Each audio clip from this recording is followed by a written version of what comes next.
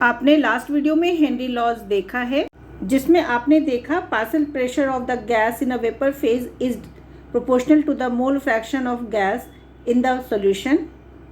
That means P is equal to KH into X। और उसका graph भी आपने देखा।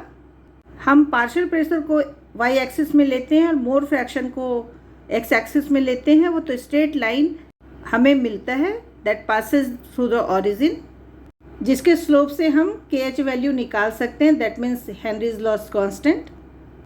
और आपने देखा इफेक्ट ऑफ प्रेशर क्या होता है। दो कंटेनर से मैंने समझाया था। फर्स्ट वाला A फिगर में सॉल्युबिलिटी कम है, दूसरे फिगर में हम प्रेशर बढ़ाते हैं तो सॉल्युबिलिटी बढ़ जाती है। अब कुछ लिमिटेशन ऑफ हेनरीज लॉ देख लें जो NCERT बुक में नहीं दिया हुआ है। लो प्रेशर पर हेनरीज लॉ वैलिड करता है और हाई प्रेशर पर इतने एक्यूरेट नहीं आते हैं। प्रोपोर्शनलिटी कांस्टेंट एक्यूरेट नहीं आते हैं, कुछ डेविएशन आता है इसमें। यदि टेम्परेचर काफ़ी कम हो तभी ये वैलिड नहीं होता है, और यदि गैस काफ़ी सॉल्युबल हो तो भी ये वैलिड नहीं होता है। हेनरीज लॉज वैलिड होने के लिए जो हम कंटेनर में नीचे सॉल्वेंट लेते हैं उससे गैस ये रिएक्ट ना करे केमिकली, और सॉल्वेंट में ना ये एसोसिएट करे ना ही डिसोसिएट करे।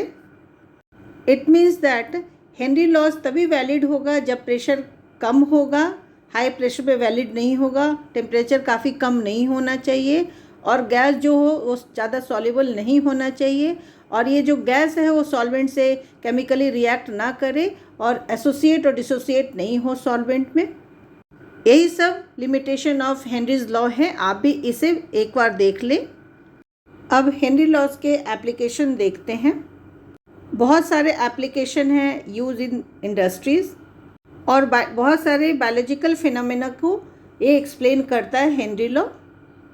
First point is that in the production of carbonated beverages to increase the solubility of carbon dioxide in soft drinks and soda water, the bottle is sealed under high pressure। कहने का मतलब है कि जब कभी भी beverages को high pressure पे सील करते हैं तो सॉल्युबिलिटी ऑफ कार्बन डाइऑक्साइड बढ़ जाता है, और जब हम बॉटल को नॉर्मल एटमॉस्फेरिक प्रेशर पर खोलते हैं तो बॉटल का जो अंदर का प्रेशर है वो घट जाता है, एटमॉस्फेरिक प्रेशर के बराबर हो जाता है, और excess carbon dioxide bubble out of solution causing the effervescence. इसीलिए जब हम इसे खोलते हैं कोल्ड ड्रिंक को, मीन्स कार्बोनेटेड वाटर को, तो हमें फिस से आवाज़ आती है, जिसे मूवी में दिखाया जाता है। शैम्पेन का बॉटल खोलते हैं तो कितना झाग निकलता है, वही जो होता है वो एफर्वेसेंस कहलाता है।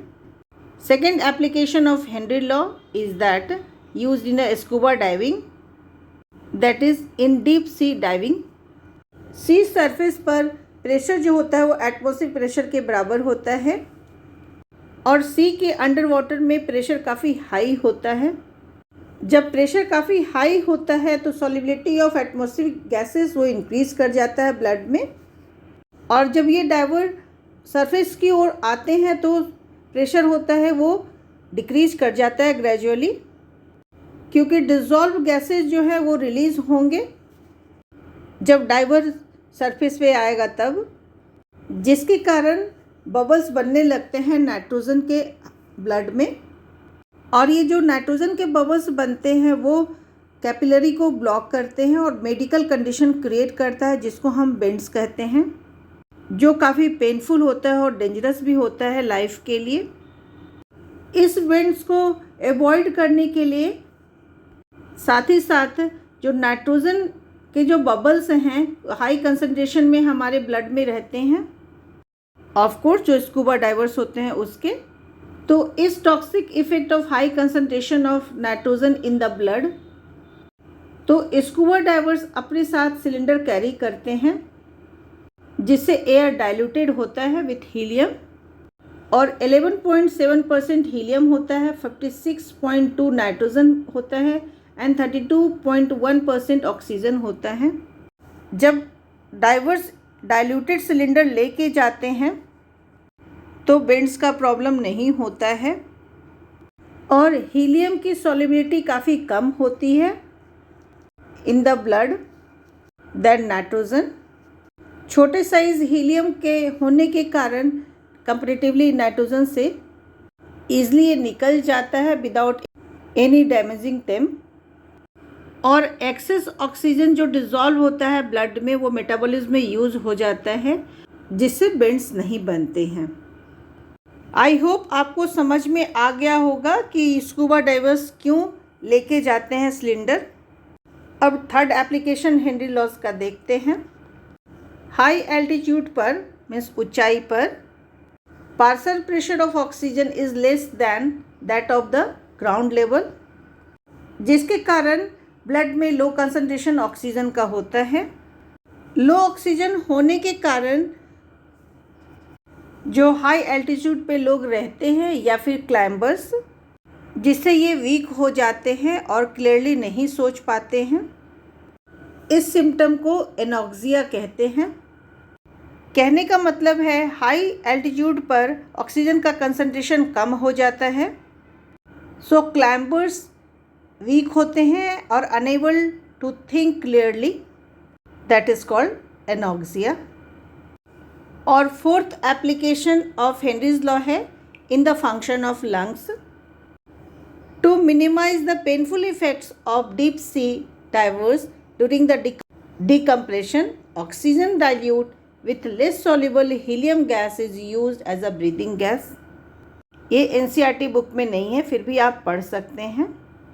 आपने देखा जब हम प्रेशर इंक्रीज करते हैं तो गैस की solubility over the solution increase हो जाता है। अब हम देखते हैं effect of temperature in the solubility of gas in a liquid.